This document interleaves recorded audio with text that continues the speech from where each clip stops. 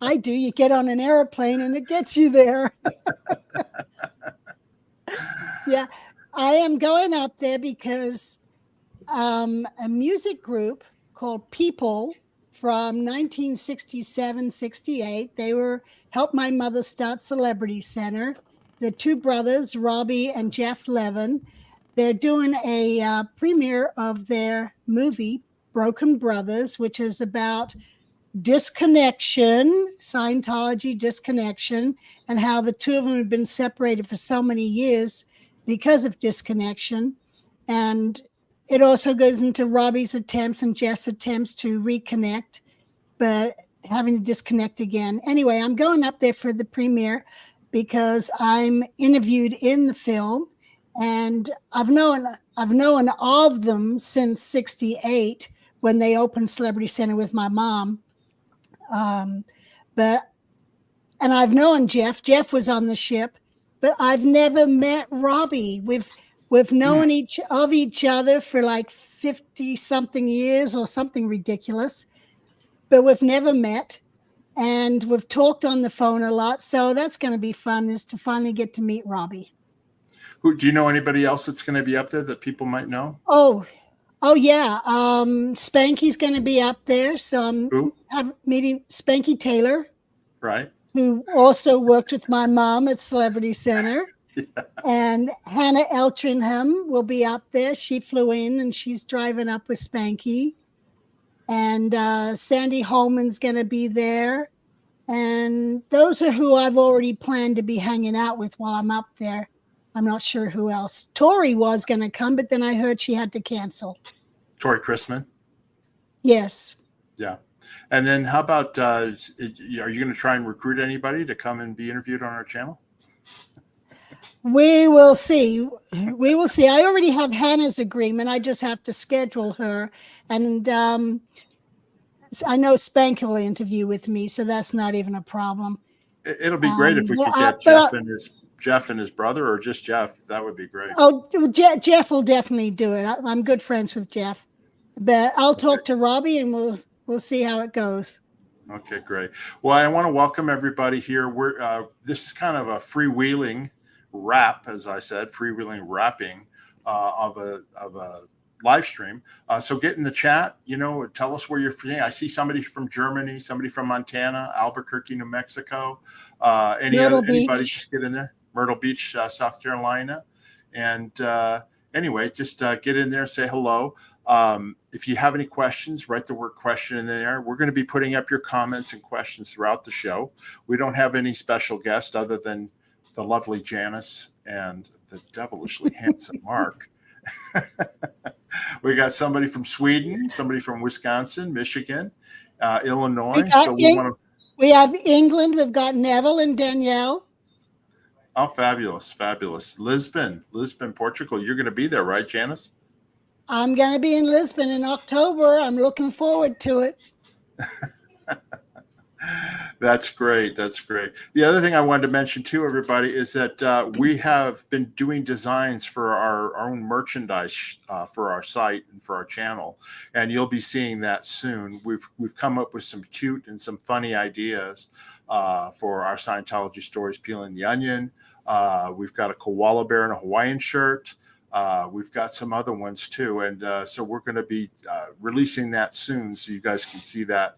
And if you're interested in getting any merchandise, you can, and represent those onion peelers. Right, Janis? Yes, that's right. Okay, before we get started, I'm going to go ahead and run through. We've got a few slides here we're going to show you, and then we'll get to your questions. Janis, we're going to do a book giveaway too, right? Yes, we can definitely do that. Rick is itching to autograph it and get it out. Okay, so in a little bit later, we'll do a free book giveaway, autograph book giveaway in the chat, and we'll tell you when that's going to be, so that way everybody's got a chance to get in there and win it. So anyway, so we just wanted to let you know that that's going to happen, and we'll get going here. Okay, so let me go ahead and add this to the stream. Okay, we got our onion peeling news of the week. This is short this week. We weren't as busy this week as we were the week before. But we did do this story, this live stream on our Scientology stories. Miscavige takes control, peeling the onion, and this was a detailed look as to how. Sorry about that. Misha's not in the my house. dogs. Misha is in the house. Anyway, this is a detailed look at. I was there, and Janis, we were all there when Miscavige took over after L. Ron Hubbard died, and we go into detail on that on this video. So if you haven't seen it, go right ahead. But he was not the anointed one. He was that wasn't the case. And Pat and Annie Broker, for various reasons, they also were not really. They were supposed to. Well, they were not able to take over. Let's just put it that way. Okay. But we went over the actual structure in terms of what was supposed to succeed L. Ron Hubbard to keep Scientology going. And so this is an interesting video here now. Janis, which brings me to the point last night. Did you see the video from Mike Rinder and Christy? Yes, it was a very good video. Mike's looking all right. I sent him some love yesterday, text, and yes, that was exciting with that PI, the private eye who's sitting around stalking them and didn't want to be stalked by them. Yeah, not very competent PI. I mean, his son nailed him right away. They got the license plate right away, and then she obviously was following them. I mean, maybe they wanted him to see him to let him know that he's being followed. But I think I agree with what Mike Rinder said. I was asked, what do you think DM David Miscavige is afraid of? And I know from in the 1980s when the IRS was doing a criminal investigation before L. Ron Hubbard died, he's worried about going to jail, okay, because he's committed crimes, all right? And I think that's his number one fear, even right to this day. The Leah Remini suit, yeah, I mean, they'll fight that and all that. But if a grand jury comes down with an indictment of him, that is what he's the most afraid of. And I thought Mike laid it out perfectly, because he said that this kind of following with private investigators, it reminded him of the late 90s, early 2000s when Bob Minton was down there after the Lisa McPherson, after she passed away. And Miscavige wanted private investigators following Minton 24/7, so that anytime he wanted to go around Clearwater, he would ask, where's Minton right now? I'm going to a restaurant. Where's Minton right now? I'm going to the Clearwater base.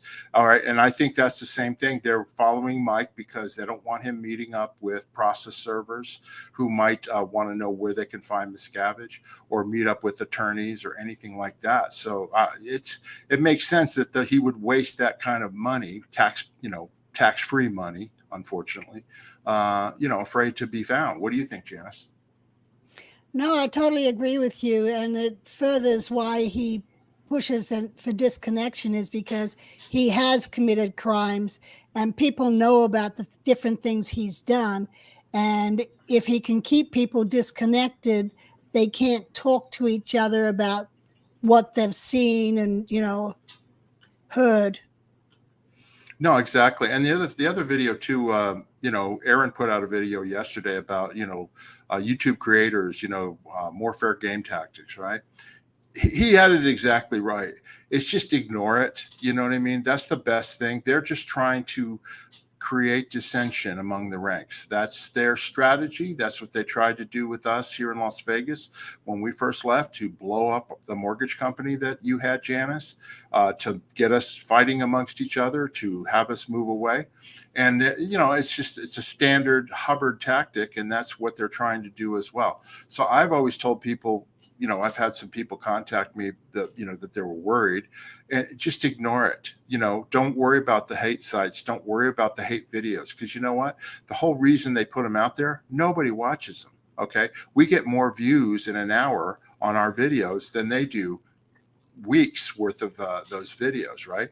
And the whole purpose of them is to, in Scientology words, we used to say, inturbulate you, which means basically upset you. Okay. That's what they want. They want you upset. So the best advice, ignore them. What do you think, Janis? Yeah, I agree. And I actually think we get more views in an hour than they get at an event. That's right. And we're a small time channel, but we have over 7,000 subscribers now. And that reminds me, that's more people than they can get into like the Shrine Auditorium in LA. But if you haven't subscribed to our channel, rock slam that like button, rock slam that subscribe button, and join our channel. We would really appreciate it. I also see in the chat, we have several members of our channel. If you'd like to join our channel, you just click on that join button on your laptop or computer or Android phone. We have different levels, and I'm going to go through those here shortly. But basically, yeah, join up, support the cause, and we appreciate the members that are in here right now. The other thing I wanted to mention, Janis, I don't know if you know this or not, but I think it was Goldie's birthday yesterday or today, so we want to say happy birthday to Goldie. A lot of people are wishing her happy birthday in the chat. Yeah, I kept wanting to say happy birthday, but I didn't want to interrupt you. But yeah, happy birthday, okay. Goldie. And thank you for everything you do. Yeah, and for those viewers who don't know who Goldie is, she's the moderator in the chat, okay? And you see her in there. She moderates everybody's chat, and she does a fantastic job, and we really appreciate her, okay? Anyway, so that was that. I'm going to go on to the next slide here. We also had a good time last Saturday when it was Sea Org Day, and we did a Sea Org celebration with Mark, Janis, Amy, Matt, and Jackson. And I want to tell people, if you just want to have a good belly laugh, just a real, like if you're down or you just feel like laughing, just watch the first 15, 20 minutes of this video if you haven't watched it already, or watch it again, because you're guaranteed to laugh. We were laughing so hard about the Sea Org Day and about uniforms and things like that. And they still make me laugh when I think about it. So anyway, if you get a chance, if you haven't seen it, did you have a good time, Janis? Oh, yeah, I really enjoyed myself on that show. We did have some good laughs. And, I loved it when Amy remembered how someone told her to get up and sing Elvis Presley songs, and then she's sitting there and she remembers it was me. Just the look on her face. That's funny. And 1 second here. I am doing this here. Yeah, Love Food Kitchen said, this was one of my favorite lives ever. Such fun. It was a lot of fun. And it's like that when we get together with other people too, where it's just would laugh a minute, it's a lot of fun. So anyway, so if you haven't seen that Sea Org Day celebration, please do carry on with that. Janis, there was something you wanted to show and talking about, which was erasing Scientology history. Why don't you talk a little bit about that, and then I'll show some examples that you sent me. Okay. Yeah. One of the reasons I wrote my books and why I do this YouTube is I listen and I hear other people saying things that didn't happen or is altered. And so that's when I was like, I gotta write a book. So I ended up with the 2 books that I've written, and the 3rd book, yikes. I do have to get onto that, but I'm having too much fun talking about things that I would put into the 3rd book. But anyway, so and it's funny, even when we were reading over the different reports or the programs that OSA, the Office of Special Affairs, was doing on following people and having PIs and seeing what they're writing on the different chat rooms and stuff. Even they noticed that I'm in there correcting people on the history. So I obviously have something on altered history. So I sent to Mark these 2 photographs to show that, in the left photo, you'll see Mary Sue standing right there next to Hubbard. And in the next picture, there's no Mary Sue. She's been erased. I mean, why couldn't they just have the decency of leaving his wife standing next to him? Right. She was there. It's just like in the various lectures, her name, and when he talks about Susie, it's been edited out of his lectures. So then we go to the next one right here. Here he is in a photo on the left with Sarah, his second wife that didn't exist. Oh, you're right. She doesn't exist. She's gone. Yeah. So anyway, she's been erased from that same photo. There it is. Hubbard didn't change, but the environment did. The wife Yeah, disappeared. There is no and they second wife. and they erased her because he was married to her while he was still married to his first wife, Polly. Okay. And then he disowned Sarah and also his daughter, Alexis, by Sarah. So, you know, he didn't want to have anything to do with that, even though they were together for years. Okay. She was actually with him when he wrote Dianetics and stuff. But anyway, they just wipe her out. Yeah. Okay. She has an interesting history too.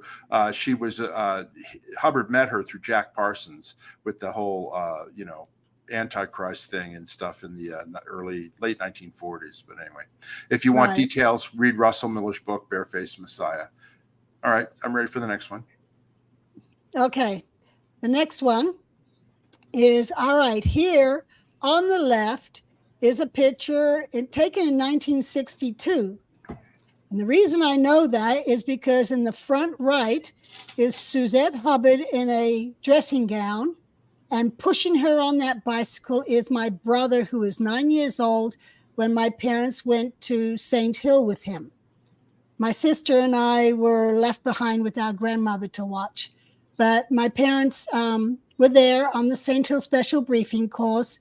And if you look, you can see Hubbard there, and just to his left, but our right, is my dad kind of standing to the side and a little in the back. So that's my dad there. And then you can see to Hubbard's left, a gentleman with a balding head. And then there's two people there. One of those people is Herbie Parkhouse. If you go to the next picture, you go, oh, where's Herbie? Herbie's been taken out. And a picture that didn't somehow come through that I also have shows that another person over one more from Herbie, he's now been erased. And this was in 2007. They also erased my father from the picture.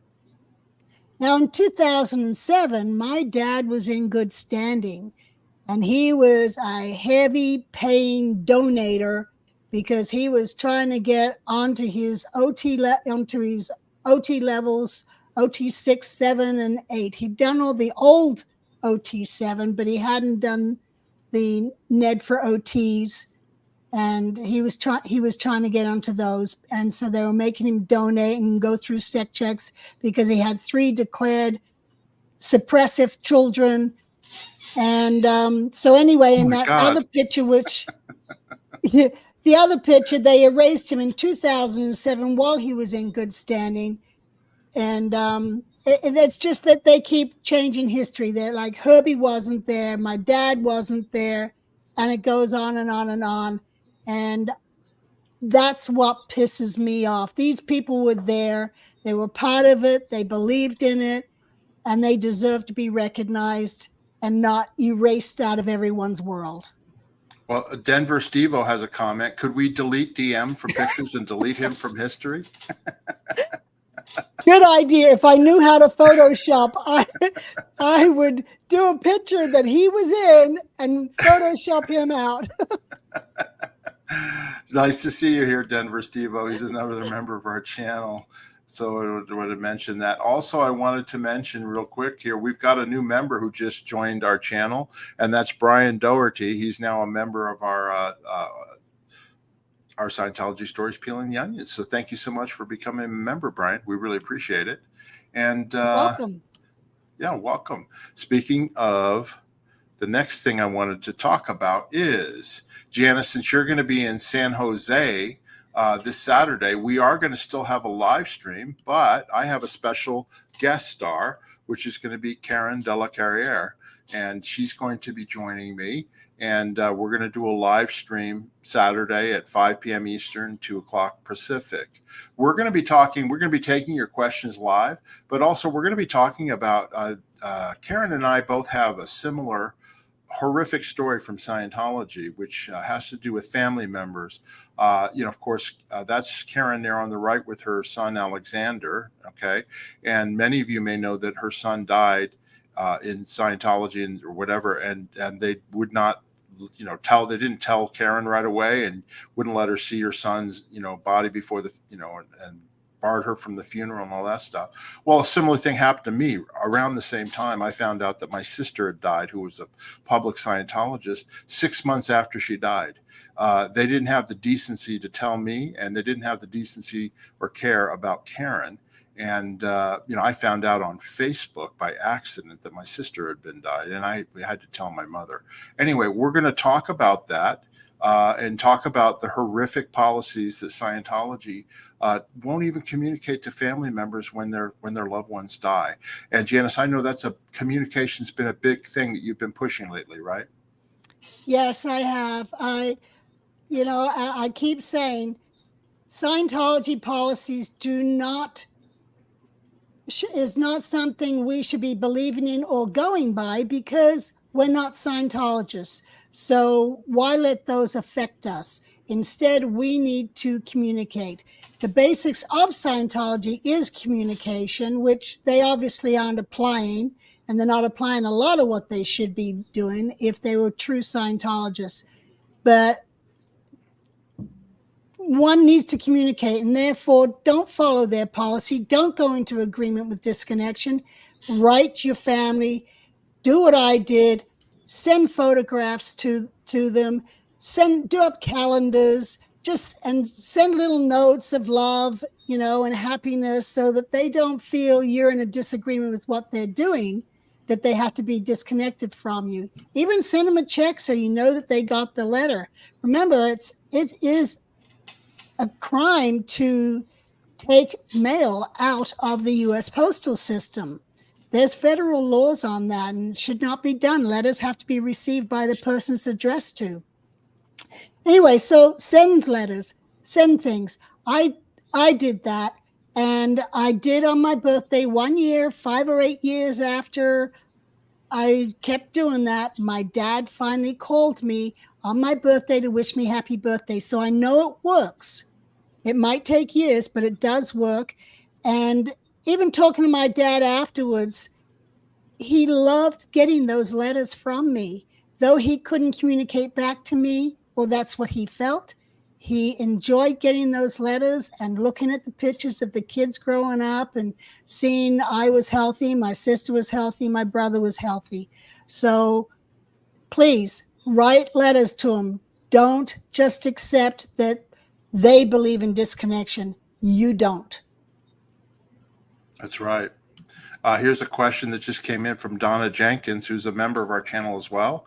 Mark asked Janis about what happened to me and my sisters. Go ahead, tell her who her sisters are. Yeah. Okay. So Donna Jenkins has, it's 5 girls. Janis was the oldest. Then there was Nancy. Then there was Annie. You all know Annie is Annie Broker, Annie Tidman, Annie Rush. And then there's Donna, and they have a younger sister, Jackie Sue, who was actually born in Tangiers when we were on the ship. Anyway, when Annie Broker passed away in, I believe, 2012, the family was not notified. The older sister, Nancy, had been calling Annie and leaving messages, trying to talk to her, and was being told, oh, Annie's not available, we'll give her a message. Meanwhile, the mom, who was in Clearwater in the Sea Org, was telling Nancy, don't bother your sister. She's got a lot to do. She's very busy.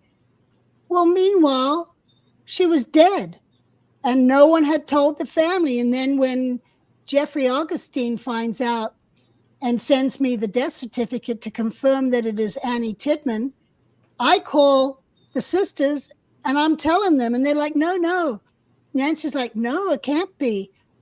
I've called and I've left messages. I'm like, call again. And they're still telling her the same thing.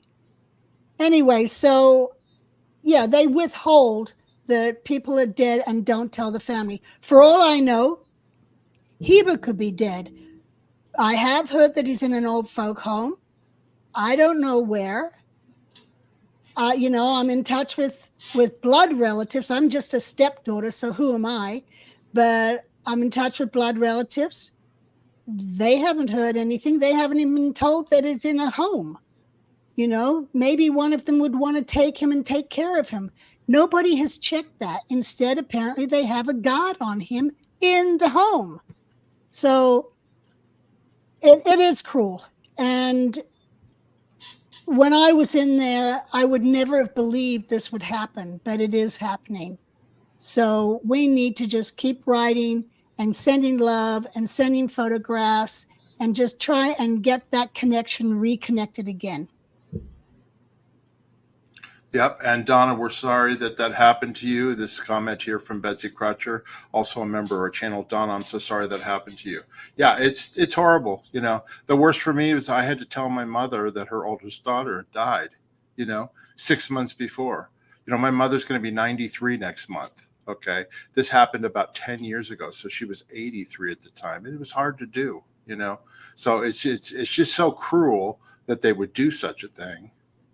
And it wouldn't have hurt them whatsoever. Her husband, who was a public Scientologist, and his family, all they had to do was send a letter or something and let us know.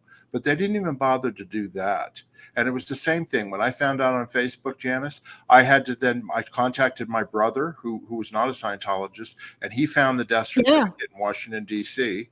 And then that's how we confirmed for sure that she had passed away, And it's just awful, the whole thing. So anyway, I'm going to be talking with Karen about this, as well as other things. We're going to talk about some other things too on Saturday, and just wanted to let everybody know that. Okay. On to a more cheerful subject. Channel memberships. Okay. We really appreciate all the people who have joined. We actually have exceeded what we thought we were going to be able to do as channel members, but you can still join. We actually have something that's going to be coming up here. I'll talk about here in a second. We have 3 membership levels: Peeling Supporters, our basic level; Peeling Professionals, the middle level; and Peeling Masters, the top level, right? And it's voluntary. It's a monthly membership. You can cancel at any time. Okay. And there's perks involved. If you're a Peeling Master, just for joining, you get an autographed copy of Janis's book. And then also we're going to do monthly one-on-one streams or Zooms or chats or whatever with each Peeling Master individually, where you can ask us anything that you want. Right, Janis? Yes, right, Mark. Yeah, I'm actually looking forward to the one-on-one with the Peeling Masters, because that'll be fun, just reminiscing or telling them different stories that they specifically want to hear. And I'm even open, if you have questions and want to hear other stories, just put it in the chat. But this way we'll have an actual one-on-one and they can ask us whatever they want. So that'll be fun. I'm looking forward to it. I do that actually. I do that with Cheryl. Cheryl is a master, a Peeling Master here in Vegas, and I've gone to lunch with her a couple of times, and we sit and just chat and have fun. Yeah, and just so you know, for all you Peeling Masters and Peeling Professionals, we have most of your contact information. There's still 3 or 4 people that we still need your email address or cell phone or your name or whatever, because I'm going to be scheduling our one-on-ones this coming week so that we can actually schedule a time that's convenient for you and also for Janis and I. So anyway, if you haven't already, please send us that information. And then the ones who already have, I'll be contacting you sometime later this week, and we'll work out what a schedule so we can actually do the one-on-ones. So anyway, so that's if you're a Peeling Master or a Peeling Professional, we need that information. Okay. Peeling Supporters, we love you too. There's nothing wrong with that, but we just want to let you know. How do you become a member? Like I said, is you can join on either your computer, laptop, or Android phone. iPhones or iPads, you've got to use Google Chrome to access YouTube. So you have to go in through Google Chrome, go to YouTube, and then the join button will be on our page if you have an iPhone. Okay. And we just want to thank everybody for your support. We've added quite a few members. We just added a new member today, which is nice. And anyway, it helps us do the channel and helps us put together everything here. So we just wanted to say thank you. Okay. Okay, great. Anyway, we're ready to go to questions. Okay, people. So if you have a question, just write question, so it's easy to spot, and we'll star it. Also, if you want to super chat us or super sticker us, hey, we're always welcome to that as well. If you want to, again, show support to the channel, super sticker us, super chat us, no problem whatsoever. And in about, maybe 10 minutes or so, we're going to do a book giveaway. Okay, so stick around for that.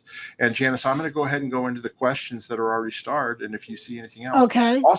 Also, people, if there's something that you want us to talk about, just pop in there in the chat and just say, hey, can talk about this or talk about that. This is a freewheeling, as they say in OT3, freewheeling rap. Okay, we're rapping free. So anyway, we just wanted to thank everybody that's here already, and I will get started. Okay. Again, like I said, we have Brian Doherty. Thank you so much for joining. Okay. Next, we've got Why So Serious question. There's been a lot of fires in Hemet. If there's one closer to the gold base, would they evacuate the base, and where do you think they would take them? Go ahead, Janice. No, they are Sea Org members. They are going to make it go right. And just like we did in many fires while I was there, they're going to get their shovels and they're going to go up to that fire line and they're going to start digging dirt while they get out the backhoe and start trying to make a fire break. And they will get fire blankets and try and whack out fires and get in the way of the firemen. But on a more serious note, if it, like we just had that serious fire in Maui, by the way, and our love and prayers go out to the people in Hawaii and Maui because it's devastating. But if it got to the point where the base could not be, the fire was overwhelming them, they would take everybody and they'd move them to LA, to the Big Blue in LA, so that they could continue running Scientology there. That would be probably what I think they would do. Thank you so much for that question. We've got another question here from Nerman Odkin. Question: what's the difference between old OT7 and new OT7? I never did old OT7. You did you, Janice, or no? Yes, I went up to what's old the difference? OT7. Well, up to old OT7, there was more things of trying to use more power or intention. Like I think it was OT4 or 5 where you go in session, you had to intend, someone would send you a postcard. And evidence would be suddenly a postcard showing up in the mail. And that did happen to me. I got one from Hank Larhurst in Holland after I'd finished that level. But it was more of intention, where the new OT levels after OT 3, no, it's OT 5, 6, and 7 is the Ned for OT auditing. And then there's the solo Ned for OT auditing, and then there's the course and then the auditing. So it's Ned for OTs is the new OT7, which is very, very different. It's more in line with the OT3 of dealing with body thetans, where the other OT levels did not deal with body thetans. They just dealt with you and your intentions.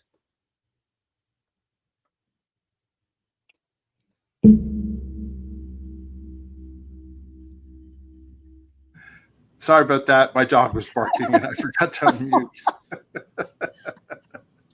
I said I did the new OT7. I didn't do the old one. Anyway, thanks for that question here. Okay, so we'll go on to the next one here. And there's an announcement here, and I don't actually know how this works, but I will thank this person. Juliana Bittencourt, the Scientologist, says, StreamYard won't show it, but Denver Steve-O has just gifted 5 memberships to our channel.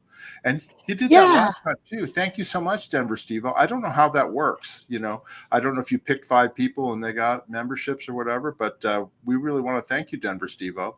And speaking of which, Janice, we were going to send him book 2 of yours, right? Have we sent that off to him yet? Already done. Already done. So thank you so much, Steve-O. And thank you to the 5 new members that were gifted memberships by Denver Steve-O. Thank you so much for that. Okay. Thank you, Steve-O. Yeah. Danielle Chamberlain, also a member. Question: can we talk about how Scientology reacts when someone dies? So cold and unfeeling. Drop their body. You want to go ahead? It is. It's like you're not supposed to have any emotions because they're not really dead. They're going to be coming back. So you're not supposed to have any feelings on that. And it's really cold and calloused. I remember, okay, I hope this doesn't get hard on me, but when my mother passed away, I was going to go, I had not been being informed that she was actually dying. So when I was told that she died, they told me and immediately took me into session to try and handle any upset I had on that. I then wanted to go to her memorial service that was going to be held in Clearwater. And as a messenger, I went on watch the next day, and I told LRH that I was going to Clearwater for 3 days to go to my mother's memorial service. And he kind of looked at me surprised and he said, "Why would you want to go to that?" And I'm like, "That's my mother." But I guess he didn't think she was really my mother. He knew she was, but I had been disconnected from her, from the age of 12 years old. She was always sent off on missions and then on garrison to LA. And in a 5-year period, I must have only seen her maybe 3 times. So he probably felt he was more of a father figure to me than she was a mother figure to me. Anyway, so I did that. I went to her memorial service, and people didn't know why I suddenly showed up in Clearwater. And apparently no one was to tell them yet. They were working out special missions to brief people on Yvonne having passed away. Anyway, when I came back to La Quinta after being in Clearwater for 3 days, LRH wrote letters every day to Mary Sue. And he would sit in his chair and dictate the letters to us messengers. And we would just type it right into the typewriter. And even if we made mistakes, we had to keep going or block it out. This was typewriters, manual typewriters, no computers in those days. No. Anyway, so I'm sitting there facing a wall on the typewriter, and he's in a chair behind me dictating his answers to Mary Sue. Well, this letter happened to be the letter he was answering to Mary Sue, where she was questioning about my mother's death and what happened. So he's dictating to me what he wanted to tell Mary Sue about how he came back from Sparks and she was already sick and he heard about it. So he had a interview done of her to find out where she was at mentally and physically. And so he's telling all this in the letter that I'm now dictating. And I'm sitting there and I've got tears just running down my eyes, down my cheeks, out of my eyes. Tears are running down my cheeks as I'm sitting there typing away. And then it was as if it finally clicked to him, oh, this is her daughter I'm dictating this letter to.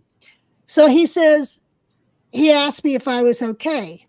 Well, in Scientology, you couldn't have case on post, which meant you cannot get upset about something while you're on post.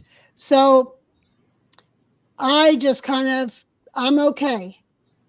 I wasn't going to turn around and show him I'm crying. I wasn't going to show any emotion because that would be case on post and I'd get in further trouble. Where anybody else would have said, get someone else in here and have them take over. So I then just had to finish typing the letter, with the grief going. But it was probably one of the cruelest things that had happened to me, to not be given that chance to grieve on my own and just have it shoved in my face on my job. So, Danielle, I hope that answers your question. Yeah, and I was going to say, Janis, I mean, no case on post was like, that would be a refrain. A senior would yell or get in the face of a junior saying, hey, no case on post. You know what I mean? Basically, toughen up. You know, we're tough here. We're not going to react to something like that. And, you know, you tended to do that. And it's been tough since then because, um, I've had people die after I left Scientology and all that, and I don't emotionally react as one might expect because it's still in my head that, hey, they're moving on to another body and just, don't show any emotion. But it is hard for me though. I'm an easy crier. I'm an easy crier. Okay. So I do cry when I hear somebody's gone or something like that. And if I had been in the Sea Org, they would have told me no case on post, So Right. it is really critical. One other thing I was going to mention too, Bruce Hines. I was listening to Bruce Hines today on Claire Headley's "Where Is Shelly" latest episode, and he mentioned something that I remembered too, which was that uh, Pat Broker mentioned at the LRH death event that L. Ron Hubbard had an OT level or whatever, that anybody dying was to be told to go find a star or a particle out in space and to run around the particle, okay, and in order to get case gain. In other words, he was real big on the running program at the time, and that he thought that was what was going to help save somebody when they drop their body and then come back.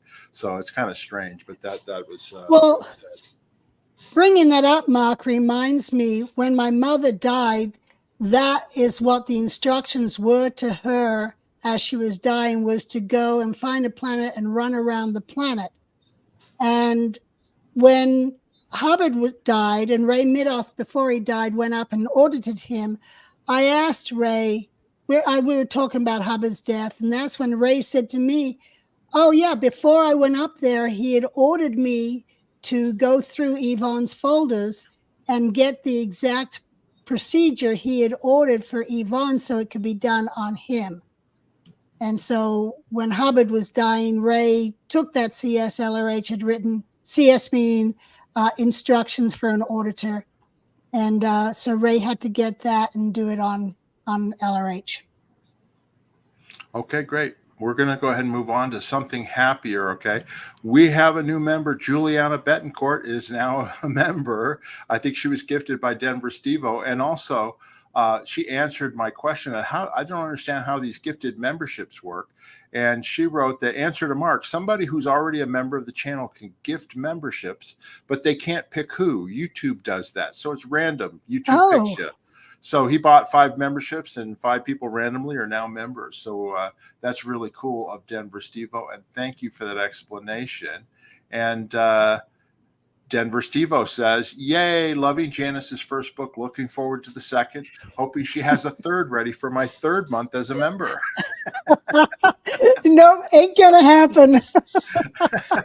I have 4 chapters written, and that's it. I have a lot of outline. Denver Stevo, though, during your one-on-ones, you can have her tell you the stories for book 3. Each time we do a one-on-one with you. There you go. Thanks very much, Juliana. Thank you, Denver Stevo. Okay, we'll go on to our next question. And we want to thank everybody here. Okay, question from Amber Vanessa. When I was a kid, I used to volunteer at Janis's dad's store and help with the popcorn machine. Did he have a popcorn machine there, huh, Janis? Yeah, he had a popcorn machine at one point. He had a juice bar, and they made protein drinks. This was when he was right on the corner across from the Blue Building. He later moved to the other corner. Okay, fabulous. Thank you so much, Amber. Next question here is from Witness. Question regarding births and deaths while in the Sea Org. Would this happen in hospitals? Did you have issues getting your birth certificate or a relative's death certificate? I never remember anybody dying at the base. You know what I mean? I think I remember there were people who got sick who did die, but yeah, they would be taken to a hospital or to a hospice or something, right, Janis? Yeah, but we did, when we were in La Quinta, we had an old guy, Phil. I don't remember his last name, but he actually died. I believe he was in session with Dan Kuhn when he passed away. He was already in his 80s. and that was rough on Dan. And I'd been writing Dan last year about it because I want to put it in my third book. So I don't remember all the details on it, but it did happen. And of course, we did follow procedures and have people come and get the body. And when my mom died, my sister had an ambulance come to the Fort Harrison and take her to the hospital, and where she eventually died. But they don't just, bury them out back or anything like that. No, so they usually get cremation. It's usually your body's cremated. That's what happened with Hubbard's, and I think that was kind of his policy, like that you should get cremated because you don't want your Thetan sticking around your body, in the hole in the ground. And that's he explained that to me, is that's how you end up with ghosts in the graveyard, because the Thetans are hanging around that body. So that's why a body should be cremated. That's what Hubbard told me. Yeah, you don't want to be stuck there. Haunting. Thank you, Witness. Okay, we've got a super chat from Cheryl Love7 in Las Vegas, another one of our members and our friend. Thank you, Cheryl. When was the first time you heard of somebody criticizing Scientology, and what did you think of it? Well, first time I heard it, when I was in the Sea Org in Scientology, of course, you would ignore it. But then when we got out, at first, it took a while for us to peel the onion.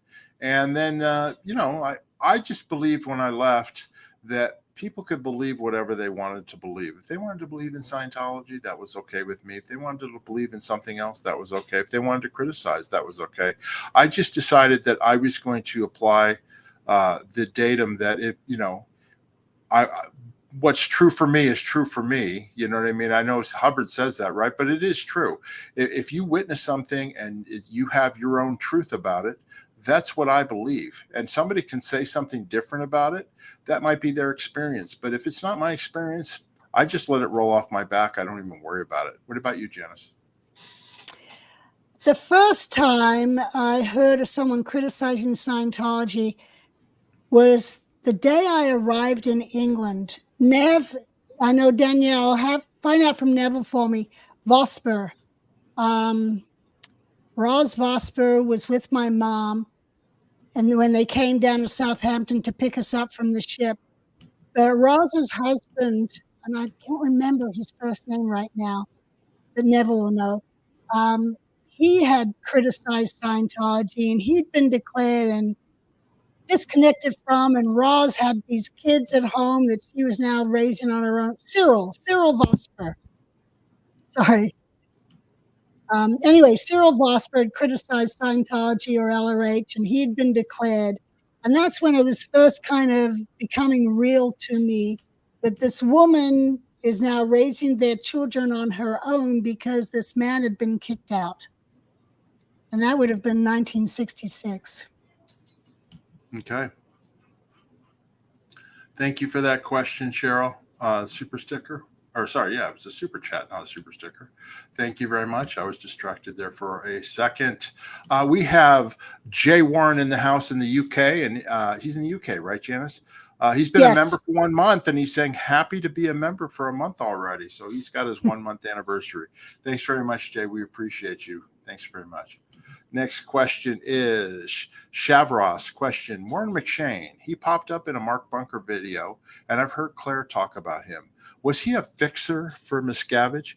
Yeah, he was former Guardian's office, and then when they did the reorganization and got rid of the Guardian's office, he was in Religious Technology Center before Miscavige even came in, and he was in charge of, when I was there, keeping the trademarks and the copyrights current. They have to be renewed, not just in the United States, but in other countries. So he oversaw that, but he also was involved in the various legal cases and was involved with the Office of Special Affairs. And he is a fixer. And, Mike Rinder has told the story several times that one of the reasons why Miscavige never got rid of Warren McShane is because he is a really good liar. He'll get on the stand, and with a straight face, he'll lie through his teeth, and you will believe him. Okay.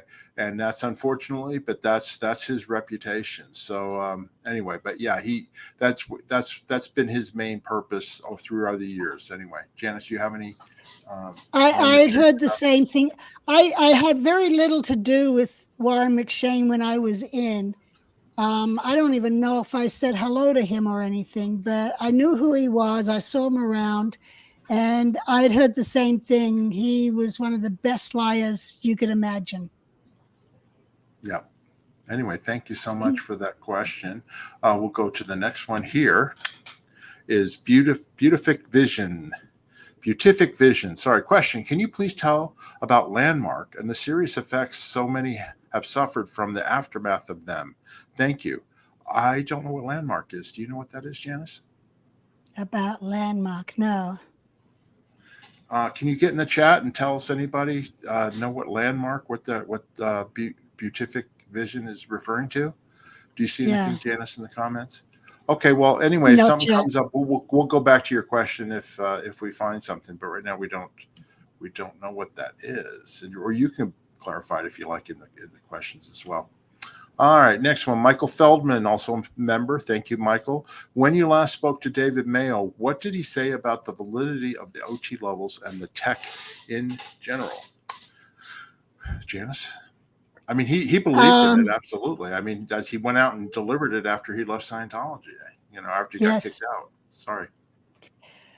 David told me that the auditing that he did on Hubbard in '78 when LRH was really, really sick was not the same as what ended up as NOTs, Net for OTs. That Hubbard started writing after he got well and recovered. He started going over with David, writing the different HCO bulletins on NOTs, and it was different processes. So the processes that David actually ran or worked out with Hubbard that got him well were not the same. But David did help write those based off message runs, or LRH would actually write stuff to David and send it in a sealed envelope by the messenger who was not OT. But yeah, so, and David was very involved in that NOTs development. Okay. Yeah, and I mean, Janice, you talked to him several years before he died. Did you talk to him over the years? Oh, yeah, he came and visited me just a year or two before he passed. He came and visited and stayed with me. And he still was a believer in the technology at that point, or what was his? Certain stuff, but he said that he'd moved on and he'd found other things.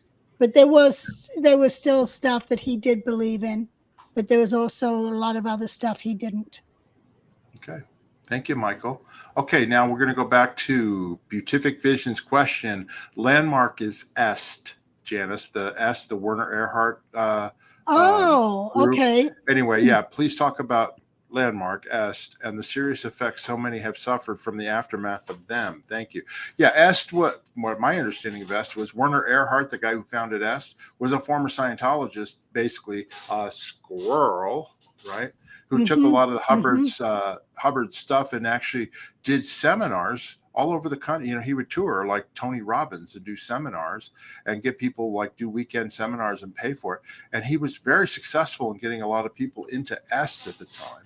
And he was so successful that Hubbard went, oh, we're going to create something similar. It was called Operation Z, as in zebra, Operation Z, Operation Z, Op Z. Okay, Op Z for short. Anyway, and the plan on that was to set up, similar type seminars and all that. And Janice, if I'm not mistaken, your brother-in-law, Terry's first husband, Fernando, he was actually recruited into the Sea Org to be part of Operation Z, right? Yeah, that's correct. That's why he joined. But he immediately got pulled out of there and became a musician and drummed away at gold. That's right. But anyway, it just sort of disappeared. I mean, it was off the radar for us. I don't remember it much, Janice, when we were in, management. Yeah, it was in Clearwater, but I don't know what happened with it. Okay. Well, thank you very much for that question. We appreciate it. Next question here is from Betsy Crutcher, member of our channel. How can they get away with the OT changes if it's supposed to be an LRH verbatim? In other words, how can they change them when LRH wrote these things? Well, the changes from the old OT7 to the new one, that was Hubbard who did that because he was still alive when that happened. Now, as far as OT8 goes, like Janis, you told that story that Ray Midoff didn't know what the heck he was doing, right? Hubbard had died at that point. Yeah, Hubbard had died, and all they had was a bunch of notes, and they had to try and figure it out, and they obviously figured it out wrong, and then they had to refigure it out and re-release OT8, and who knows? It's crazy. And then Janis, the other crazy thing too is that, remember, Superpower got released, I don't know, what, 10 years ago at Flag, you know what I mean, and all that stuff. Hubbard developed all of that in 1978, 79 for the staff at W, correct? Yes, he developed it for the staff, but the staff never got it, or maybe a few did as a pilot, but then they've released it out to the public and the staff still don't get it because it makes you think for yourself. And if the staff thought for themselves, they wouldn't be staff. Anyway, it's crazy. I mean, they took all the stuff that he developed for staff members, and then they go, oh, we'll hold on to it, and now we'll sell it to the public for thousands of dollars. And it only took them like almost 30 years to put the doggone thing out, you know. Same thing when they upgraded the e-meter, you know what I mean? Oh, we've got all these. We'll just keep them in containers. We had them made in Japan. We'll save them for 3 or 4 years while we sell out all the old meters, even though the new ones are supposedly better. It's all about, Miscavige is all about money, money, money. Money equals power for him, and it means control for him. And you know, they're real good at it, but they're real bad at shrinking Scientology in terms of number of people in there. Thank you for that question, Betsy. Next question here is Nerdman Odkin again. Question: what do the auditors think when the process doesn't work? I did some auditing, but I never had that experience myself. Well, I know what LRH would have said. Yeah, where's your MU? It was the auditor. It was the auditor. Every process worked. But you know what? We should have a conversation with Neville or another auditor, Karen or something, on this, as what did the auditors think if the process didn't work? Because I know the view was always that the auditor was at fault and didn't do the process correctly. Yeah, it was never he was wrong. It was always you did it wrong. Right. Or your TRs were out. Okay, thanks for that question here. We'll go to the next one here from Jeff. Question: I heard someone say that a family member had passed, and Church of Scientology set it up that if no family had claimed the inheritance within 4 years, then Church of Scientology would get it. Is that normal? I have never heard of that, but we did talk about Ray Midoff. We did talk about Ray Midoff and his inheritance, Janis. Did you? And Mark Yeager, and I've heard about Mark Yeager, Mark Imber, Ray Midoff, and I think there was a couple others in there who did get inheritance. This is now since we left, so it's all just rumor. But I heard they were all ordered by Miscavige to assign their inheritance over to the IAS, the International Association of Scientologists, to kind of show that they're loyal to Scientology, because why would they even need money? Yeah, and this is the jealousy part of David Miscavige, okay? Because Ray went out apparently and he bought a brand new car, really nice car. I don't know what it was, BMW, Cadillac, whatever it was. And so he had a brand new car that he was driving around the base that he spent some of his inheritance on, and he got it. And Yeager did something similar, right? And so Miscavige, of course, he's like, you can't do that. You've got all this money. You're going to have to show your loyalty, and you're going to have to donate this stuff. And these idiots went along with it, you know.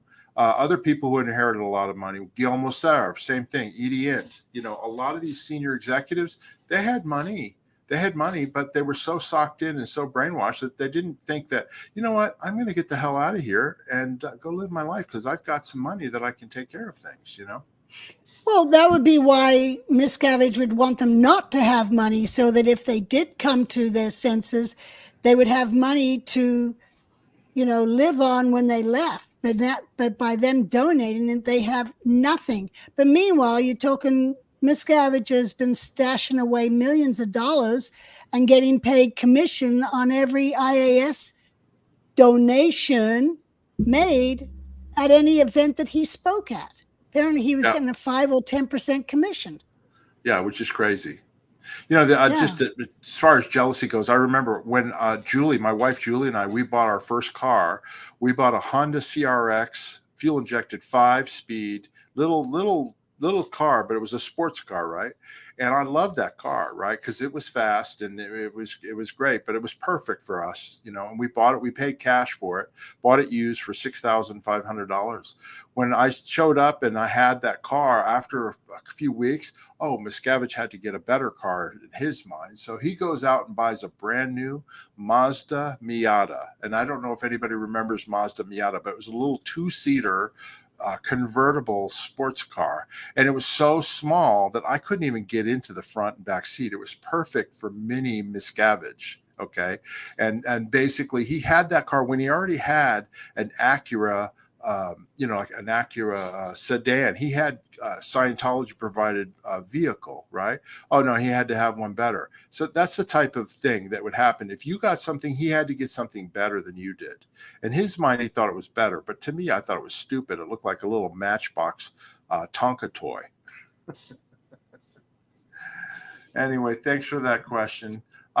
Here's a comment from Juliana Betancourt, the Scientologist. This is fascinating. Body thetans become ghosts. I love it. Yes, that was a fascinating story, Janis. Hubbard said that if you don't get your body cremated, you may get stuck in the cemetery, and that's why you see ghosts around there. That's right. Hey, anyway, Susie Q makes a comment here. Nobody wants to talk about them, but Sarah and Nippy have. And someone above that said, I asked Claire and Queen Bee, no response. Susie Q, can you say what you're talking about so that maybe it's something we will talk about? Yeah, absolutely. In the meantime, we will go to Diana Jean Valencillo. Question: anger is not considered case on post. It's seen as a good thing, right? I really wish I could send a comment. I really wish I could send super chats. I really appreciate you guys, and I just don't have the money at the moment. Hey, listen, Diana, there's no requirement to send super chats or anything like that. We appreciate your support just by being here. Our videos are free, and they're free for a reason. The only reason we have super chats and super stickers, YouTube provides them, and some people like to provide support if they can, but it's not required at all. So don't feel bad at all about that. Anger is not considered case on post unless you're responding in a bad way to a senior telling you to do something, and then you start getting angry and yelling at them. That would be case on post. It also would be called backflash, right, Janis? Yes, backflash. That's talking back. Like what kids do. I'm not doing that. That's backflash. You stop that backflash right now. That's how they respond in the Sea Org. That's right. Backflash is any answer to an order or question from a senior that is not like, yes, sir, I understand, sir. You know what I mean?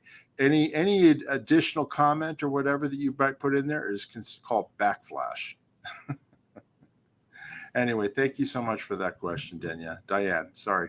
Meg B, question: do you ever encounter anyone who is still practicing Scientology outside of the mother church? Janis? Oh, yes. Yes, there's a lot of them. It's called the independent or the indie field. And there's a lot of them. They're actually having a little convention up in Reno. I'm not sure when, but a bunch of them get together, and there's some in LA, there's some in Clearwood. They're all over the place. Janis, you visited a group in Russia, right? Moscow? Yeah, there's a group in Russia and Switzerland. I went to Russia in what year was that? 2019 it was, right before COVID. Yeah. They paid for me to fly to Russia. I was already over there touring Italy on vacation. And then instead of going to Switzerland and coming back to the US, when I got to Switzerland, I just took a flight to Moscow they paid for it and had me do a slideshow on my books. And that was fun. I spent a whole week up there in Moscow just touring around and hanging out with them, and they were showing me around and, doing the slideshow with all my photographs and telling stories. And one of the best parts that I always laugh about was towards the end, I'm like, okay, any questions? And one guy puts up his hands and he goes, on the ship, were there any miracles? I'm like, yes, there were a miracle. There was a miracle. And the whole room was silent. And I go, it was a miracle the ship didn't sink. And then everyone laughs. Thanks very much for that question, Meg. And thank you for your membership to our channel. We've got Sylvia Grass here. Comment, I came in late, so I'm behind. It's not an official live until Mark's dog barks. I laugh out loud. Glad to see I'm catching an official episode. Well, we're glad you're here too, Sylvia. And Misha now is laying down. That's why the door is open so you can see some sunlight here. So she's just lying there in the door. That's why the lighting's like that. But yeah, if somebody comes by, she'll let them know that, or she'll let me know that they're there. Thanks for that comment. We'll go to the next one here. This is from Moonage Daydream, another member of our channel. I was rewatching the Aftermath series for the Too Many to Count time, and Janis was referencing peeling the onion back then too. It makes me smile. Is that right, Janis? Yes, I do. I'm in, I think it's season 3, episode 5, the Where's Shelly chapter. And yeah, I was being interviewed by Mike and Leah. And I bring up, it's like peeling an onion. And when we started this, that's what I thought of, was it's peeling an onion. Okay, thank you so much. Next, we have a question from Joel McCoyne. Question, Janis, did your dad ever have his talks recorded? I was taken to talk at a mission in 1968. Just wondering if it might have been him. Nice shirt, Mark. Right, Janis? Right, Janis? Yes, right, Mark. Right, Joel. It could have been him in 68. Did he record any of his lectures? Yes, he did. When he passed away, when he was alive, he'd mentioned how he had some cassettes in his garage. Well, when he passed away, I was clearing out his garage and I found this big cabinet. And it was probably about copies of maybe 300 lectures that he'd done. So I had a independent Scientologist who digitalized LRH's library. I had him take those and he put them all in digital form for me. And I have them on disc. And I've, given them to my nephews and nieces, all of my dad's grandchildren, so they have them. And a friend who is special to Dad, I gave them to him too. But I do have them. And when I did his memorial service, I went through his lectures to find where he talked about death. And when I started the service, I said, and I have Peter Gillham himself here to speak to you. And everyone's kind of, huh? And then I had them play a short speech where he's saying hello to everybody, and then where he talks about death. And then to end his service, I again had his voice where he said goodbye to everybody. Yeah, that was really great. Hey, thank you so much for that question. Janis, we should do the book giveaway now. We haven't done a book giveaway. Yes. So I'm giving Goldie a heads up that we're giving away a signed copy of Janis's book. Okay, if you want, it'll be book 1. But if you already have book 1, then you can get book 2. And I'll just show this here. Here's book 1 right here. Okay, that's Commoner's Messenger, book 1, A Child Adrift in Scientology Sea Organization by Janis Gillham Grady. And that's Janis in her flood pants with L. Ron Hubbard on the deck of the Apollo. And this is book 2, Commoner's Messenger, book 2, Riding Out the Storms with L. Ron Hubbard. And basically, they're chronological. So you read book 1, and then book 2 starts where book 1 ends off. So you can read them in any order, but that's how the book 1 and book 2 are. But go ahead and get in the chat. Just start saying, book me, me, whatever you want to say in there. And we're going to just randomly pick somebody in the chat. Okay, I'm going to do a countdown, and I'm just going to randomly pick without looking. So just get in that chat, and you can do as many times you want. Book me, whatever, pick me, whatever. Okay, Janice, I see a bunch of people are in there, right? Yes. Okay, Yep. why don't you count down from 5, and then I'll go ahead and grab somebody, after that. So go ahead. Oh, I forgot to tell you. Oh, no, we'll go ahead. Go ahead. You can count down. We'll do it afterwards. Go ahead. 5, 4, 3, 2, 1, go. Natalie Grant, book, please. Natalie Grant, congratulations on winning the book, the autographed copy of Janis's book. And what you need to do is email Janis Gillham Grady at gmail.com with your contact information, your mailing address, and where it's at.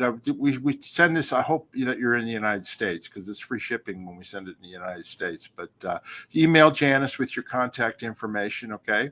And we will send you an autographed book. If you want it personalized, tell her what you want written in the book, if anything.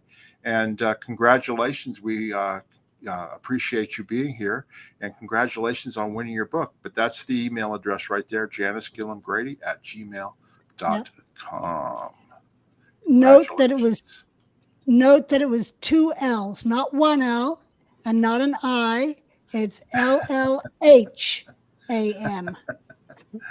I see that. While I do that real quick, we've got Mitch Brisker. Hi, guys. I finally caught you live. Mitch is in the house. Hey. Former Scientology director. Hi, Mitch. It's good to see you. And Mitch has got his own channel going now. If you haven't subscribed to it, he's starting to put up videos. He did a live interview yesterday. So go ahead and get in there and subscribe to Mitch's channel. I'm sure he would appreciate that. Okay. Well, we're also supposed to have Mitch back on, as there's another subject I want to talk to him about, is the old CC days, the Celebrity Center days. Absolutely. And when I first met him. Yeah. That's right. Janis, we have a question from Electric Boogaloo. Question, how do we order a book? Janis, how can they order a book? I put up this scroll, but go ahead.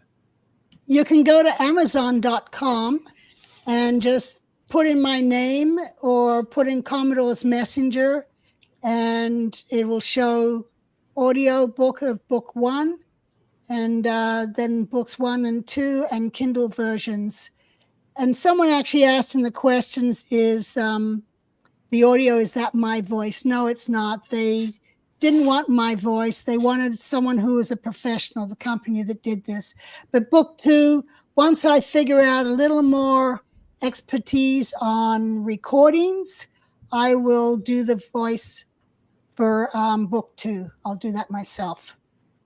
And one other thing I was going to mention, in the description on our channel, if you go to our channel page description, we have links directly to Amazon for book 1 and book 2, as well as the audiobook. So there's a link there. You can click on it and it'll take you right there if you want to order the books. Right.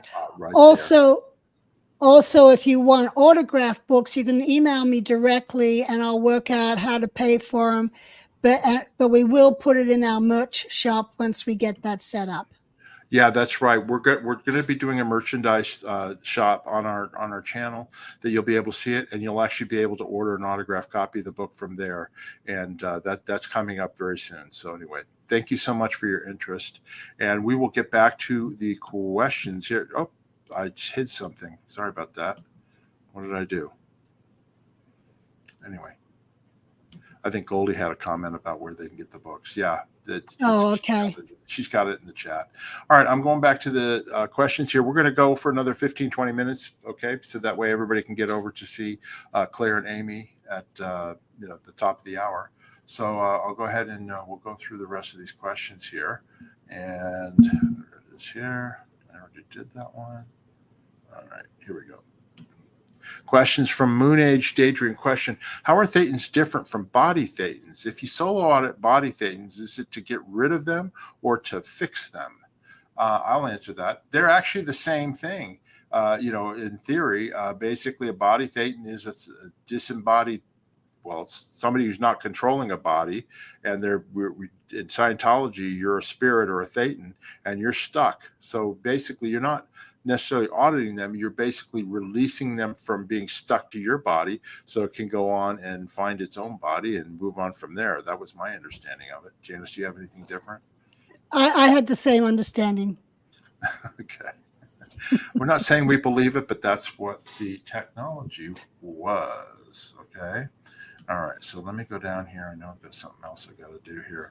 We've got a super chat question from DNV 1983. Thank you so much. Question: Janis, do you narrate your book? You already answered that. And the answer is no, but she will do the next one. We're going to get it done. Janis, we got to work that out. Well, you've got the recording equipment and everything. We just have to figure out how to get it done. Mark Headley can help us with that too. Right. But Ryan, if you want to know what happened in book 2, don't wait for the audio. He says here, I will wait for the book 2 on audio. Well, if you want to know the story sooner, don't wait. Okay. We got another super chat here from Stephanie Sandoval. Thank you so much, Stephanie. Do you guys hear from under the radar Scientologists, Janis? Yes, I do. A lot of them, they love our channel. They love our honesty. They like the stories. And they support what I'm saying on the disconnection. It's not your belief, so don't follow disconnection. Those people inside need to know that people are thinking of them, that there is love there, that if they do decide to go, they know that they've been getting letters or photos from certain people and that they would still be a friend to go to. Yeah. And I don't have anybody reach out to me like that. Janis is known as the Oracle. Okay. She's in touch with everybody. Her network stretches planet wide. Okay. Somebody will go, oh, I know how to get a hold of Janis. And then the next thing you know, Janis is getting emails. We got contacted by Tom Francis, who was Shelly Miscavige's former boyfriend before David Miscavige. I mean, she has tentacles out everywhere. Well, it's like Glenn Samuels used to say it was 1-800 call Janis.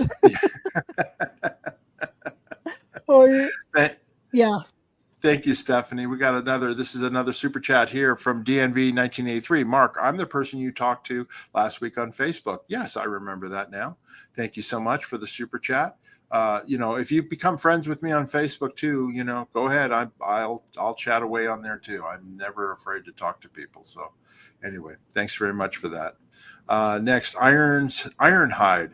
I heard David Miscavige has hair plugs and not real hair. I think Mark might have said that. That sounds too crazy to be true, but it's always crazier than you think with Scientology. Well, the reason we know, Mark Headley is the one who said that there's hair plugs, but listen, if you saw Ron Miscavige Sr., who was a dear friend of ours, and also Ronnie, David's older brother, who's a good friend of Janis's and all that, she saw him. They were bald as could be. They barely had any hair left on their head, So the fact that DM has this big pompadour, there's no way it's not a toupee or hair plugs or something else. Because genetically, it's not possible. I'm sorry. Do you have any comment, Janis? No, I agree. Ron Miscavige is bald. Ronnie Miscavige is bald. So why is not the brother? I don't know, unless someone knows that there always being one brother who doesn't lose his hair when everyone else does. Yeah. Okay, let me go to this, see what else. I'm looking for questions here. We've got all these comments and stuff. Oh, I'm in the wrong one. No, I'm in the start. All right, let me see here. Here we go. Question. Makin Murdokilgal. Sorry, I cannot pronounce that, and I'm not going to try again. Question mark, did you have much contact with the locals in Hamburg, and how did they react to Scientology when you were there? I think you're thinking of Mark Headley, because Mark Headley went to Hamburg and spoke out there several years ago. But I've never been to Hamburg. But I do know this, that Germany has taken on Scientology like no other country over the years. And that's all help thanks to Ursula Caberta. I know I'm mispronouncing her last name, but she's just, she was a German official who basically took them on and had made a lot of changes in Germany. Thank you for that. If anyone's interested in hearing Ursula's story, I can get a hold of her and have her come on here if people are interested in that. Okay. Absolutely. Yeah. All right, here's the next one. This is again from Michael Feldman. Question. John Atack said that when he spoke to David Mayo, he really disavowed the tech and said OT3 was insane. Okay, well, I don't know. Yeah. Thank you for that, Michael Feldman. Well, as I said, David believed in some, but not all. There's a lot he threw out. Yeah. Anyway, thank you so much for that, Michael. We've got a question here from Ironhide. Hi, Janis. Do you have any little-known LRH facts to share that are little known? It was fascinating to hear you explain that he was actually a thin man living on orange juice by the time he switched his body, or basically by the time he died. Apple juice. Apple juice, yeah. Apple juice. Well, you just got to keep watching our different shows, because I throw stuff out there that surprises everybody every now and again. It just comes to mind and I'll throw it out. Okay, thanks very much for that. And let's see that. We just have a bunch of questions here that are marked as they're just comments. Here's a Scientia question. Has anyone recalled being a body Thetan entity before Hubbard created OT3? And has any former body Thetan returned to the org for further processing? I don't know. Yeah, I don't know either. But, I don't think so. For all I know, all these people coming in saying they were clear, but they can't recall having had a session. Those could have been body Thetans who are now clear. And who knows? I don't know. I'm just throwing it out there. Yeah, you were just raised in a cult. I mean, how would you know? Yeah, I was just raised in a cult. How should I know? Okay, next question here is from Diane John Velasello again. Thank you. I always butcher that last name. I'm so sorry. Question, back to anger question. Can you explain tone 40? That seems to me just under anger, but also the concept of the tone scale. Janis, you want to explain tone 40? What's the difference between that and being angry? Tone 40 is just putting your attention across. You don't have to be, there's no anger in it. It's just pure intention. Yeah, it's the definition is intention without reservation. Right? I remember that now. It just popped in my head. Right? So it's like, do it, like put your intention on something, like tell your kid, wash that floor, and put some intention behind it so that it impinges and basically make it go, oh, okay. Yeah. That's what tone 40 is. Yeah. Did I do that it's right? What you it's what you use to make an ashtray stand up. Stand up in that chair. Thank you. Sit down in that chair. Thank you. Oh, God, that's funny. Okay, next question here. We're getting down to it here. Question from YouTube watcher Mark. I heard on an SPTV episode that David Miscavige spends his downtime playing video games. Is that true? What does he play? Okay, when I was there and I left in 1990, I already, for the previous 8 months or so, I was in and out of his office and working on the grounds and doing stuff like that. So I never saw him playing video games, but apparently that's around the time that he started doing that in the officers' lounge. And I have no idea what he played. Gary Jackson Moorhead would have better information regarding that because he said he's observed him doing that. But anyway, thank you so much for that question.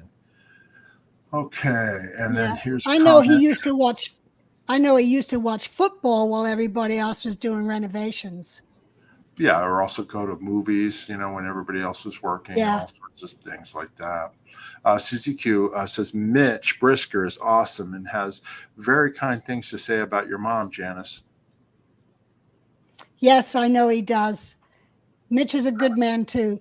But we'll get Mitch back on here and we'll have a good conversation about my mom and Celebrity Center. Absolutely. Next question from DNV 1983 question. When did you realize that you stopped believing in the technology, Janis?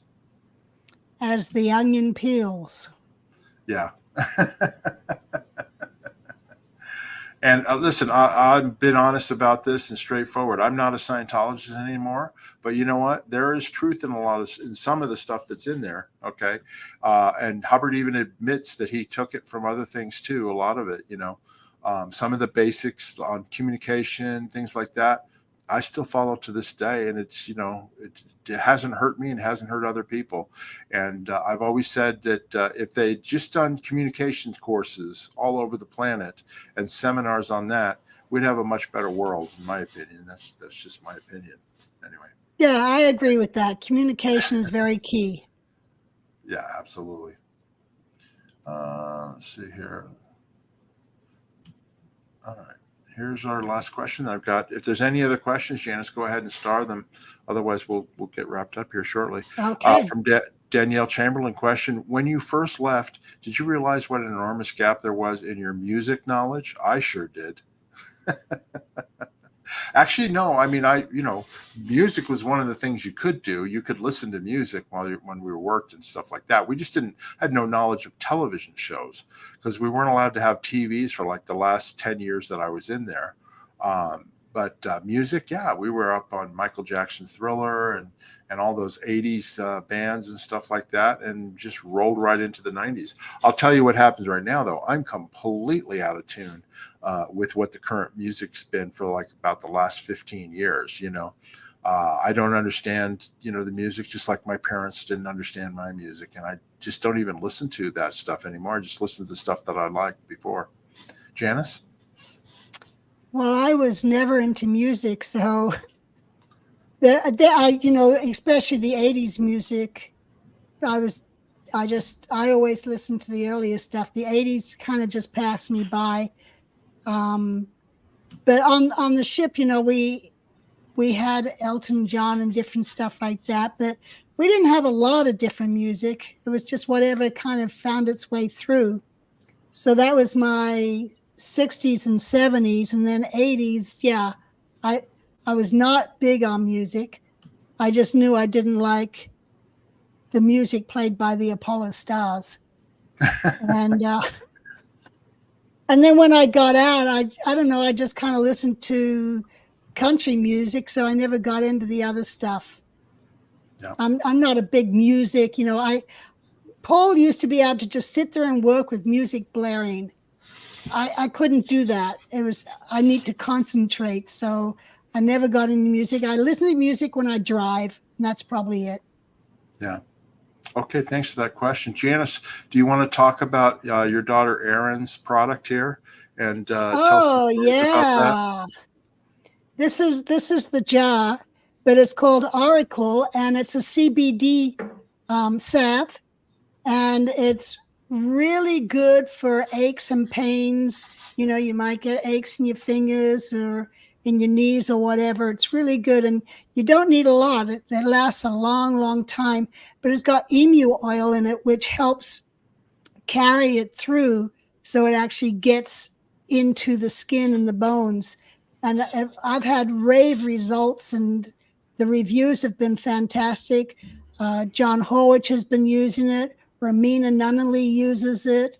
Judy Light uses it. There's a bunch of old timers who are using it, and they swear by it. So yeah, I've used it too. Yeah, I have too. But yeah, if you've got those aches and pains that come, get this salve, this CBD salve, and try it. I've not heard one complaint. It's Janis's daughter, Erin Grady, and the website is up there right there, www.healedbyoracle.com. You can go to that website and see it, check it out, and try out the product. I can attest. I use it every once in a while if I've got some tendonitis somewhere, and I'll put some on there, and it definitely helps relieve the pain. And we're all getting older. Our skeletons are getting older. Our bones are getting older. Of course, our thetans are billions of years old. Or is it trillions of years old? I forget. But these bodies are wearing out. So anyway, if you're interested in that, go to that website, healedbyoracle.com, and that can possibly help you out. But Anyway, a little bit goes a long way. Absolutely. Okay, I want to tell everybody, please subscribe to our channel if you haven't already. We're at 7,147 subscribers. We're way far away from Aaron. We'll never catch him, right? But we'd like to get over 10,000 subscribers. So hit that subscribe button if you haven't already. About a third of the people that watch our videos have never subscribed to our channel. Just hit it. It's free. And then also click that like button too. It helps us with the algorithm. And rock slam the like. Rock slam the like. And then, of course, like I said before, you can become a member of our channel. Click on the join button on our homepage and join the channel. Denver Steve-O has been kind enough to give some people some membership, so that's really great. And all you peeling masters and peeling professionals, I'll be reaching out to you so that we can do our live one-on-ones coming up here in the next week. Okay. Finally, if you have any questions that we haven't answered, ask in the comment section. We read all of our comments all the time. Janis and I go, hey, did you see the comments that just came in? And we talk about them. So if you want to, get in touch with us, you can go ahead and comment in there and we will answer your questions. Janis, is there anything else you would like to say before we end off this live stream? No, I think I've said it all for today. I will be Saturday with Karen Delacarriere at 5 p.m. Eastern, 2 p.m. Pacific, and we will do a live stream with Karen. And Karen's a wonderful guest. We've known her for years. Janis has known her for years. She's family to Janis. My stepmother. That's right. So anyway, join us on Saturday for that. In the meantime, if there's not anything else, we want to say bye-bye. I'm on my way to San Jose.